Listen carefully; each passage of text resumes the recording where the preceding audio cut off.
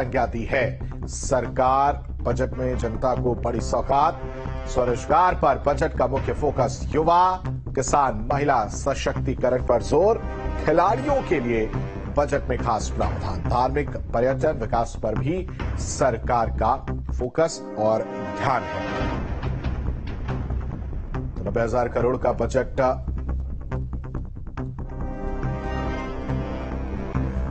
मैं देवभूमि उत्तराखंड की महान जनता को नमन करते हुए राष्ट्र ऋषि परम आदरणीय प्रधानमंत्री श्री नरेंद्र मोदी जी के मुखार बिंदुओं को दोहरा रहा हूं।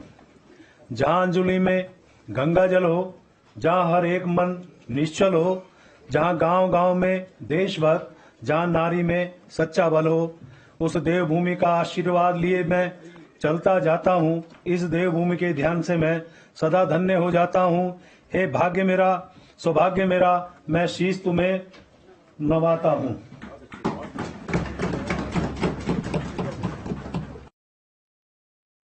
माननीय अध्यक्ष जी, हमारी सरकार राजनीति नहीं अपितु राष्ट्रनीति को सर्वोपरि मानती है। इसीलिए राजनीतिक रूप से लाभ हानि की चिंता किए बगैर हम प्रदेश के विकास को गति देने के लिए अथक कार्य कर रहे हैं।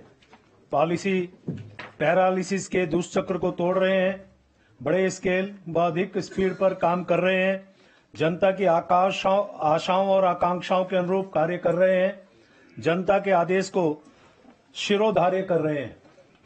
माननीय अध्यक्ष जी, जनता ने हमें समान नागरिक आचार संहिता लागू करने का महत्वपूर्ण दायित्व सौंपा था।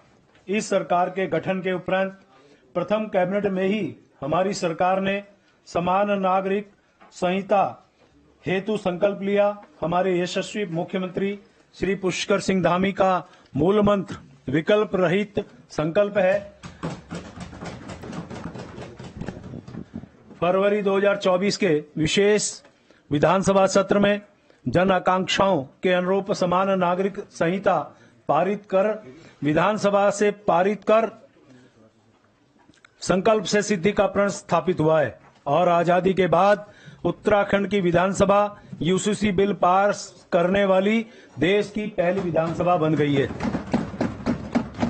माननीय अध्यक्ष जी, सामाजिक बुराइयां, बाल विवाह, बहुविवाह, 3 तलाक आदि रीति रिवाजों की आड़ में पनपती हैं।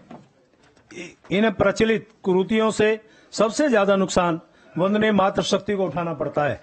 समान नागरिक संहिता सामाजिक कुरीतियों के खात्मे की गारंटी है।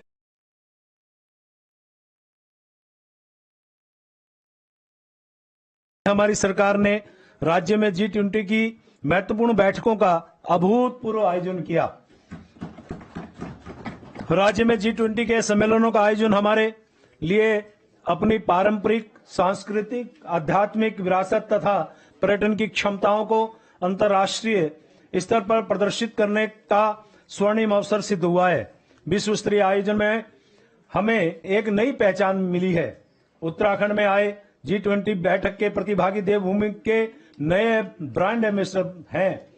प्रदेश में G20 की बैठकों ने नए अवसर व नए अनुभव प्रदान किए हैं, जो भविष्य में पर्यटन व निवेश में संवर्धन की दृष्टिकोण को से उम्मीद का संचार कर रहे हैं। डबल इंजन सरकार द्वारा प्रदत्त इकोसिस्टम का ही परिणाम है कि ग्लोबल इन्वेस्टर समिट में 2,50,000 करोड़ रुपए के लक्ष्य के सापेक्ष 3,50,000 यानी 3.5 लाख करोड़ रुपए के MOU हस्ताक्षरित किए गए।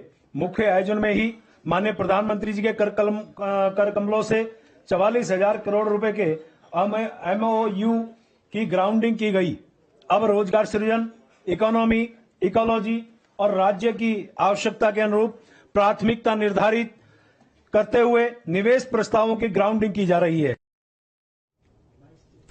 और इस पर ज्यादा जानकारी के साथ संवाददाता अजीत राठी हमारे साथ जुड़े। अजीत, वित्त मंत्री प्रेमचंद अग्रवाल ने बजट पेश किया है, बजट का पिटारा खुला है, क्या कुछ मिला है? देखिए, बिल्कुल अभी बजट टेबल्ड किया गया है। वित्त मंत्री प्रेमचंद अग्रवाल ने बजट टेबल्ड किया है और 89,000 करोड़ के आसपास का बजट है और पिछले साल की अपेक्षा इस बार 7 से 8% की बढ़ोतरी है। और पिछली बार भी चूंकि 77 करोड़ का बजट था, उसके बाद फिर सप्लीमेंट्री भी आया था, उसको मिलाकर के फिर ये कुछ बढ़त इस बार हुई है। 89,000 करोड़ से ज्यादा का बजट टेबल्ड हुआ है।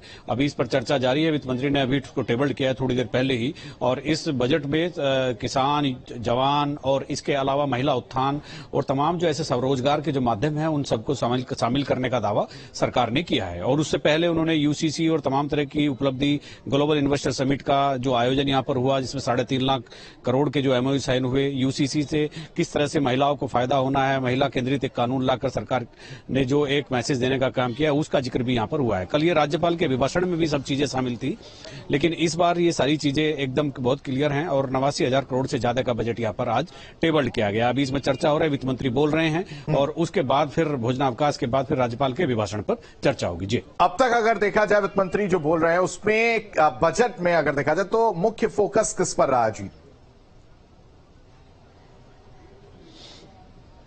बिल्कुल, जैसा मैंने बताया कि चूंकि महिला उत्थान का मामला है, महिला एवं बाल सशक्तिकरण का मामला है, इंफ्रास्ट्रक्चर पर एक बड़ा फोकस किया है। इस बजट में इंफ्रास्ट्रक्चर पर एक बड़ा फोकस है कि इंफ्रास्ट्रक्चर को खड़ा करना है और ग्लोबल इन्वेस्टर समिट के जो एमओयू है उनको मूर्त रूप देने के लिए उनके लिए किन किन योजनाओं पर काम करना है। इसके अलावा चूंकि किसानों का भी मसला है, युवाओं को स्वरोजगार से जोड़ने के लिए एक अलग अलग तरह की योजनाएं चलाई गई है। तो ऐसे बहुत सारे इसमें सेक्टर हैं जो युवाओं को सीधे तौर पर प्रभावित करेंगे। और अभी चूंकि बजट चूंकि टेबल्ड हुआ है तो उसको पढ़ने के बाद ही बहुत अलग अलग सेक्टर में किस किस का कितना कितना योगदान होगा, किस किस तरह की उन्होंने रूपरेखा तय की है, उसका बाद ही थोड़ी देर में पता चल पाएगा। जी, और इस दौरान वित्त मंत्री ने प्रधानमंत्री नरेंद्र मोदी को राष्ट्र ऋषि की भी संज्ञा जो है वो उन्होंने दी है। और अगर बजट की बात करें तो जनता को एक बड़ी उम्मीद है और इस बजट की महत्वता इसलिए भी बढ़ जाती है अजीत क्योंकि 24 का चुनाव नजदीक है। कैसे देखा जाए इस पूरे बजट को? क्या इस पिटारे में चुनावी बजट के देखने को मिलेगा या उम्मीद से बढ़कर मिलने वाला है अब तक जो चीजें निकलकर सामने आई हैं? देखिए, उम्मीद यही की जा रही है चूंकि लोकसभा चुनाव है तो राज्य सरकार हर हाल में ऐसे बजट को लाने का प्रयास करेगी। और इसके लिए मैंने जैसे अभी सुबह भी आपको बताया था कि रायशुमारी और हितधारकों के साथ बैठकों दो लंबे समय तक जारी रहा। जो स्टेक होल्डर है उनके साथ बैठक हुई। इसके अलावा जो रायशुमारी हुई उनको सबको जितने भी उनके विचार है उनको समाहित किया गया। उसके बाद लोगों की क्या राय है, लोगों की आवश्यकताएं क्या हैं ग्राउंड पर, उनको भी सब चीजों को शामिल किया गया। और फिर लोकसभा का चुनाव है तो सरकार ने और डीपली जाकर काम किया होगा ऐसी उम्मीद की जाती है। और उसी के इर्द गिर्द ये बजट का डॉक्यूमेंट जो एक मनी बिल आज टेबल्ड हुआ है तो उसी के इर्द गिर्द उसको डॉक्यूमेंट किया गया है और यहाँ पर टेबल्ड किया गया है। और चूंकि लोकसभा चुनाव है, लोकसभा चुनाव से जुड़ी हुई, हालांकि लोकसभा चुनाव से जुड़े जितने भी मामले हैं उसमें केंद्र सरकार का बजट पहले ही आ चुका है, लेकिन राज्य सरकार की जितनी अपनी क्षमता होती है, राजस्व प्राप्ति की जितनी क्षमता होती है वो उसी हिसाब से काम करती है। तो इसमें भी लोकसभा चुनाव से जुड़े बहुत सारी चीजें होंगी। और इसके अलावा जैसे मैंने अभी आपको बताया, अवस्थापना विकास की जो सुविधाएं हैं उन पर ज्यादा फोकस है ताकि यहाँ पर निवेश आ सके। निवेश का एक बड़ा मामला है क्योंकि ग्लोबल इन्वेस्टर समिट भी आपने देखा होगा कि यहाँ पर एक बहुत बड़ा इवेंट सरकार करवा चुकी है जिसमें प्रधानमंत्री और गृह मंत्री दोनों ने शिरकत की थी। तो उसके लिए और क्या क्या बुनियादी सुविधाएं, बुनियादी ढांचा खड़ा करना है। फिर जो एक सबसे महत्वपूर्ण बात है वो स्वरोजगार से युवाओं को जोड़ने की है। उसमें कई तरह की योजनाओं का इन्होंने यहाँ पर उल्लेख किया है। महिला उत्थान की है, स्वयं सहायता समूह के लिए क्या किया जा सकता है। यहाँ 52,000 से ज्यादा स्वयं सहायता समूह हैं जो महिलाओं के समूह हैं। वो वहां पर जो पर्वतीय क्षेत्र में काम करते हैं, जो लोकल उत्पाद है उनको आगे बाजार में लाने का काम करते हैं। तो ऐसे जो स्वयं सहायता समूह हैं, तो महिला स्वयं सहायता समूह है, तो इन सब के लिए यहाँ पर इस बजट में कुछ ना कुछ मेंशन किया गया। जी, ठीक है जी, तमाम जानकारी के लिए आपका बेहद शुक्रिया। बढ़ते आगे, देहरादून से ही बड़ी खबर। बजट सत्र का दूसरा दिन आज प्रश्नकाल के दौरान सदन में सवाल जवाब नेता प्रतिपक्ष ने कई मसलों पर सवाल उठाए हैं। कैबिनेट मंत्री सतपाल महाराज ने भी जवाब दिया है। बड़ी खबर, बजट सत्र का दूसरा दिन है आज, प्रश्नकाल के दौरान सदन में सवाल जवाब।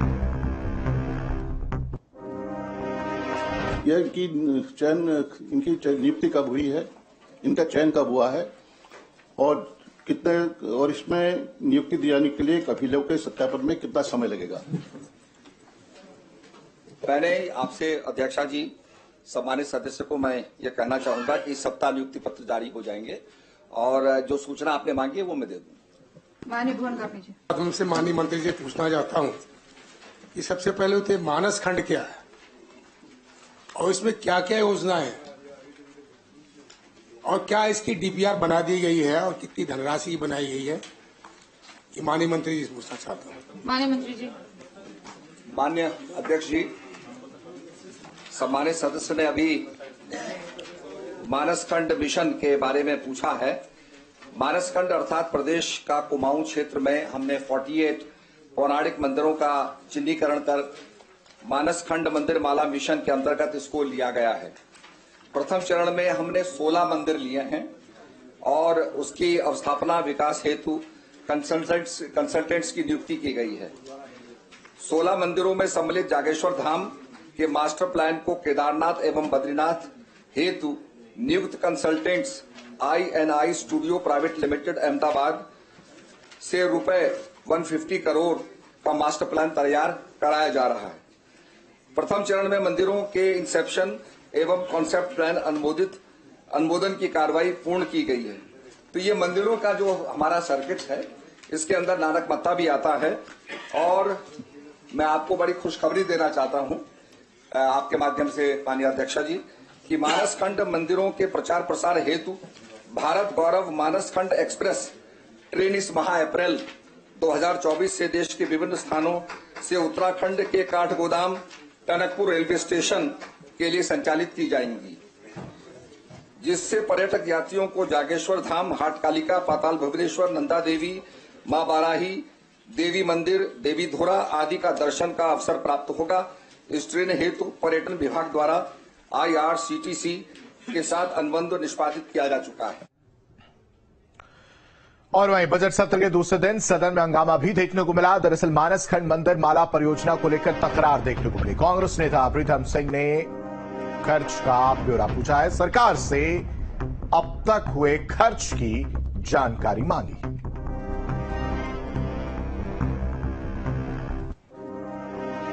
पैसे पड़ रहे जैसे मैं मान्य देखिए ये पूछ रहा हूँ व्यय कितना हुआ, मेरा स्पेशल ये क्वेश्चन तो एस्टिमेट होगा, व्यय कितना हुआ ये तो बता देना।